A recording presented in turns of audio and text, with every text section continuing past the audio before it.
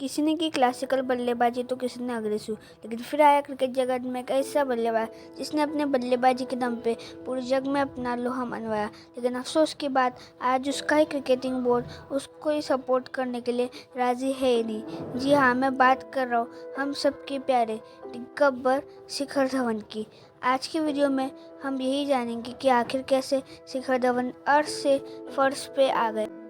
ये बात है 1985 की, जहाँ पे दिल्ली में धवन फैमिली में शिखर धवन का जन्म होता है।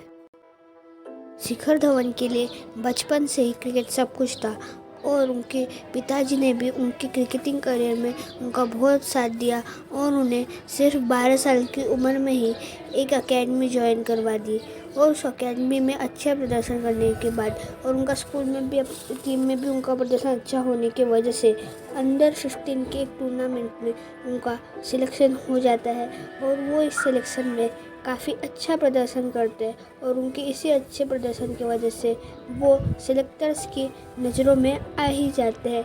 अब शिखर धवन एक अच्छे बल्लेबाज बन रहे थे, लेकिन उनकी बल्लेबाजी में अभी भी कुछ कमियां थी, इसलिए वो अपनी बल्लेबाजी को और सुधारने के लिए विकेट कीपिंग की जिम्मेदारी पूरी तरीके से छोड़ देते हैं। शिखर धवन डोमेस्टिक में अच्छा प्रदर्शन करते गए और इसी वजह से उनको अंडर 19 2003 to 2004 के कप में उनको मौका मिल जाता है और इसमें वो सबसे ज़्यादा रन स्कोर करके प्लेयर ऑफ द मैच ही जीत जाते हैं। अब यहाँ से शिखर धवन की टीम इंडिया में एंट्री पक्की थी, लेकिन इंडियन टीम में डेब्यू करने से पहले ही शिखर धवन अपना डेब्यू इंडियन मास्टर टीम में कर ही लेते हैं और वहाँ पे उनका प्रदर्शन काफ़ी धुआंधार रहता है। अब यहाँ से इंडियन टीम में तो शिखर धवन को खेलना ही था, लेकिन उससे पहले वो एक कीर्तिमान रणजी देते हैं जो काफ़ी कम लोगों को नसीब हो जाता है। ये बात है 2005 की, जब एक क्रिकेट लीग चल रही थी। वहाँ पे महेंद्र सिंह धोनी और शिखर धवन बतौर सलामी बल्लेबाज उतरे थे और दोनों ने सबके साझेदारी कर। शिखर धवन अब एक उच्च स्तर के बल्लेबाज बन गए थे। उनका डोमेस्टिक में प्रदर्शन काफ़ी धुआंधार होने की वजह से 2006 में उनका लिस्ट डेब्यू हो जाता है। इंडियन ए टीम के लिए बांग्लादेश और श्रीलंका जैसी टीमों के खिलाफ अच्छा प्रदर्शन करने के बाद उनका टीम इंडिया में डेब्यू होना पक्का था। अब यहाँ से अगर वो एक भी अच्छा टूर्नामेंट खेल देते तो उनकी इंडियन टीम में एंट्री एकदम पक्की थी। और फिर आया रणजी ट्रॉफी 2008 का और वहाँ पे वो 8 इनिंग में ही 575 रन ठोक देते हैं। अब यहाँ से शिखर धवन की एंट्री एकदम पक्की थी, लेकिन बीसीसीआई अभी भी उनसे पूरी तरीके से संतुष्ट नहीं थी। लेकिन फिर भी शिखर धवन अच्छे परफॉर्मेंस देते जाते हैं और इसी वजह से 2010 में ऑस्ट्रेलिया के खिलाफ वो अपना डेब्यू कर ही लेते हैं। लेकिन उनका डेब्यू कुछ इतना शानदार नहीं रहता है और वो अपने डेब्यू मैच में दूसरी बॉल पे 0 रन पे आउट हो जाता है। इस मैच के बाद उनका आत्ममनोबल ना टूटे, इसलिए सुरेश रैना और महेंद्र सिंह धोनी उनके पास आके कहते हैं कि जो प्लेयर अपने पहले मैच में 0 पे आउट होता है उसका करियर बहुत अच्छा हो। सचिन तेंदुलकर, सौरव गांगुली और वीरेंद्र सहवाग के रेस्ट लेने की वजह से अब शिखर धवन को टीम में मौके मिलने चालू हो गए थे, लेकिन इन मौक़ों को शिखर धवन बिल्कुल भी बुना नहीं पा रहे थे और उनका प्रदर्शन काफ़ी ख़राब रहा था। अब यहाँ से शिखर धवन ने डिप्रेशन में आके रिटायरमेंट लेने का फैसला कर ही लिया था, लेकिन तभी ऑस्ट्रेलिया के खिलाफ एक सीरीज़ उनके जीवन में टर्निंग पॉइंट लेके आती है और उनके डूबते हुए करियर को बचा लेती है।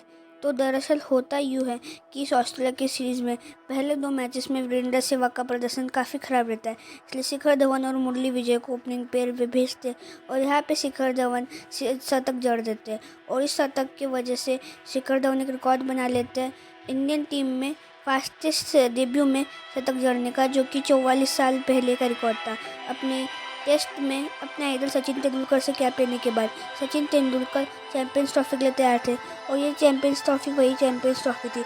इसने शिखर धवन की ज़िंदगी में एक बड़ा रुख लाया। जी हाँ, मैं बात कर रहा हूँ 2013 की चैंपियंस ट्रॉफी में। यहाँ पे शिखर धवन का प्रदर्शन काफ़ी अच्छा रहता है और इस प्रदर्शन की वजह से वो इस टूर्नामेंट के प्लेयर ऑफ द मैच रहते हैं और उनको इसके साथ साथ एक गोल्डन बैट भी अवार्ड में मिलती है। अब यहाँ से शिखर धवन का करियर काफ़ी ऊंचाइयों पे जा रहा था। 2013 उनके लिए बेस्ट साल बनते जा रहा था और उन्होंने अब एक धुआंधार पारी खेल दी थी साउथ अफ्रीका के खिलाफ लिस्ट ए में, जो कि थी 258 की, और ये लिस्ट ए में दूसरा सबसे बड़ा स्कोर। 2013 में काफ़ी अच्छा प्रदर्शन देने के बाद फिर आता है 2014, जहाँ पे शिखर धवन का फॉर्म वापस चल जाता है और यहाँ पे वो कुछ अच्छा प्रदर्शन कर नहीं पाते और उनका प्रदर्शन निराशापूर्ण रहता है। और 2014 की शुरुआत में भी उनका प्रदर्शन कुछ अच्छा नहीं रहता है और इसी वजह से टीम इंडिया ड्रॉप करने वाली थी, लेकिन फिर भी उन्होंने 2015 के वर्ल्ड कप में उनको मौका दे दिया और इस मौके को शिखर धवन ने पूरी तरीके से बनाया और इस मैच में साबित कर दिया कि वो बड़े मैच के प्लेयर है। अब इसके बाद भी शिखर धवन काफ़ी अच्छे प्रदर्शन देते गए इंडियन टीम में और इंडियन टीम में इसके बाद उन्होंने सबसे पहले 2017 की चैंपियंस ट्रॉफी में गोल्डन बैट जीती और उसके बाद 2018 के एशिया कप में प्लेयर ऑफ द सीरीज भी जीता। लेकिन फिर आया एक ऐसा समय जिसने शिखर धवन की करियर को बर्बाद करके रख दिया और आज इसी वजह से शिखर धवन इंडियन टीम में हमें देखने को ही नहीं मिलते। आखिर क्या थी वो, क्या हुआ था शिखर धवन के साथ? आइए देखते हैं कि शिखर धवन के साथ ऐसा क्या हुआ जिसकी वजह से आज वो टीम में नहीं है।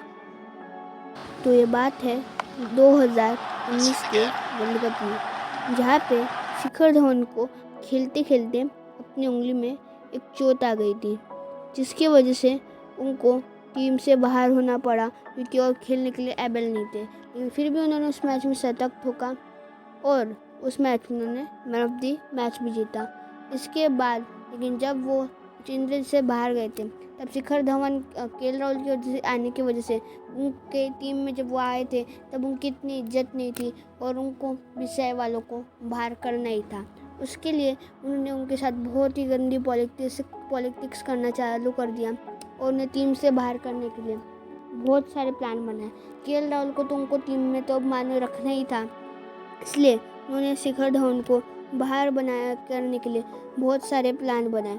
उनको तो 2021 में ही टीम से ड्रॉप करने वाले थे, लेकिन विराट कोहली की इंसानियत उन्होंने उनको टीम में रखा 2021 के इंग्लैंड सीरीज़ के लिए। वहाँ पे उनका प्रदर्शन कुछ खास नहीं था, लेकिन उसके बाद आता है साल 2022, जहाँ पे उनको साउथ अफ्रीका सीरीज़ में मौका मिल जाता है और हम उस सीरीज़ में मानो क्लीन स्वीप तो हो ही गए थे, लेकिन शिखर धवन एक अकेले प्लेयर थे जिन्होंने कुछ रन ठोके थे और हमारे लिए हाईएस्ट रन स्कोर भी बनकर आए। अब यहाँ से रोहित शर्मा, केएल राहुल और जसप्रीत बुमराह के बाहर होने की वजह से शिखर धवन को श्रीलंका सीरीज़ के लिए कप्तान बना दिया गया था। शिखर धवन का यहाँ पे एक अच्छा मौका था कि वो खुद को उभारे। यहाँ पे उनका एज ए कप्तान प्रदर्शन अच्छा रहता है, लेकिन एज ए बैट्समैन उतना अच्छा नहीं करते। लेकिन फिर उसके बाद उनका एक स्टेटमेंट आता है जहाँ पे वो कहते हैं कि अब मेरा पूरा लक्ष्य 2023 के वर्ल्ड कप पे है।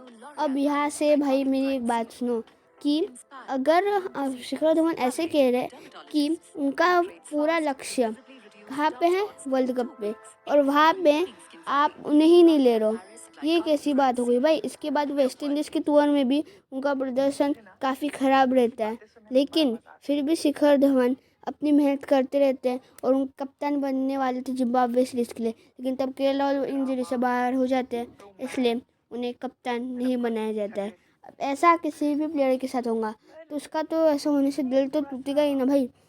इसलिए अब यहाँ से शिखर धवन का आत्ममनोबल थोड़ा सा गिर गया था, लेकिन उनको बांग्लादेश सीरीज़ में मौका मिल जाता है। लेकिन फिर उसके बाद क्या हुआ हम तो जानते ही है। ईशान और शुभमन ने अपना जलवा दिखाया और शिखर को टीम से बाहर करवा दिया। अब 2023 के आईपीएल में हाफ सीजन में शिखर धवन ही ऑरेंज कैप के विजेता की दौड़ में सबसे आगे थे, लेकिन अनहोपफुली उनको इंजरी होती है और इसी की वजह से उनको टीम से बाहर जाना पड़ता है। लेकिन फिर वो वापस आते और इतना धमाल तो दिखाते हैं, लेकिन फिर भी उनकी इतनी कुछ वैल्यू नहीं रहती। और शिखर धवन को इसके बाद आईपीएल के बाद कोई जगह पे मौका मिला ही नहीं। उन्होंने अपने आखिरी मैच दिसंबर में खेला, लेकिन मेरे हिसाब से शिखर धवन के साथ बहुत गंदा पॉलिटिक्स किया है बीसीसीआई वालों ने। अब यहाँ से आप ईशान किशन और शुभमन गिल चाहे कितना भी अच्छा गेम दिखा ले, लेकिन आपको शिखर धवन जैसा प्लेयर कभी भी नहीं मिलेगा। शुभमन गिल ने भी अपना दोहरा शतक मारा था, लेकिन क्या उसके एक दोहरे शतक के लिए आप उनके पूरे योगदान भूल जाएंगे? केएल राहुल का भी फॉर्म बहुत टाइम के लिए गया था, लेकिन फिर भी उन्हें बैक किया था। अब बारी है शिखर धवन की, तो शिखर धवन के मामले में आप ऐसा क्यों नहीं कर रहे हो? मुझे तो ये समझ नहीं आता कि विषय ने उनको बात किया, पहले गंभीर, फिर युवराज, फिर शिखर। अगर अपने मेन प्लेयर की इज्जत नहीं कर सकते तो क्यों लेते उन्हें टीम में? ईशान और शुभमन चाहे कितना भी आपको रन दे दे, कितने भी ईशान ये कितने भी कर ले, लेकिन वो शिखर धवन मिस्टर आईसीसी कहलाता है। वो मिस्टर आईसीसी, उस प्लेयर को आप इसी आईसीसी टूर्नामेंट में कैसे बाहर रख सकते हो? अब जब विराट कोहली इतनी इंसानियत दिखा सकते तो अब बारी है रोहित शर्मा की। पहले ही ऋषभ पंत हमारे पास है नहीं, तो शिखर धवन को आपको लेना चाहिए था ना 2023 के वर्ल्ड कप में। इंडिया ने कल शिखर धवन को नहीं लेके बहुत बड़ी गलती की है। केएल राहुल, विराट कोहली और रोहित शर्मा का भी फॉर्म जाके था, लेकिन फिर भी आपने उन्हें बैक किया। अब आ रही है शिखर धवन की। सूर्य कुमार यादव को भी जब आप वनडे टीम में ले सकते हो, तो अब बारी शिखर धवन की। मेरे हिसाब से तो शिखर धवन को टीम में रहना चाहिए था।